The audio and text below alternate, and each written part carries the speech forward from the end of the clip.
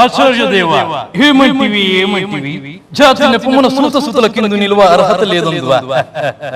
ఎంత మాట. ఇది క్షాత్ర పరీక్ష కాదు, క్షత్రియ పరీక్ష కాదు కాకూడదు. ఇది కుల పరీక్ష అందువా. నీ తండ్రి భరద్వాజుని జననం ఎట్టిది? అతిజుగుప్సాకరమైన నీ సంభవం ఎట్టిది? మట్టి కుండలో పుట్టితివి కదా, నీది ఏ కులము? ఎంత ఎలా అస్మత్ పితామహుడు కురుకుల వృద్ధుడైన శాంతనుడు ఈ శివ సముద్ర భార్య గంగా గర్భను జనయించలేదా? నాతో చెప్పింది ఏమయ్యా? ఎంత ఎలా మా వంశానికి మూల పురుషుడైన వశిష్ఠుడు దేవవేశ్యకు ఊర్వశీ పుత్రుడు కాడా? అతడు పంచమజాతి కన్య అయిన అరుంధతి యందు శక్తిని, ఆ శక్తి చండాలందునైన పరాశుని, ఆ పరాశుడు పల్లిపరిచిన మత్స్యగంధి యందు మా తాత వ్యాసుని, ఆ వ్యాసుడు విధురండ్రైన పితామహి అంబిక యందు మా తండ్రిని, పినపితామహి అంబాలిక యందు మా పినతండ్రి పాండురాజును, మా ఇంటి దాసితో ధర్మ నిర్మాణజుడిని నీ చేయి కీర్తింపబడుతున్న ఈ విదురదేవుని కనలేదా?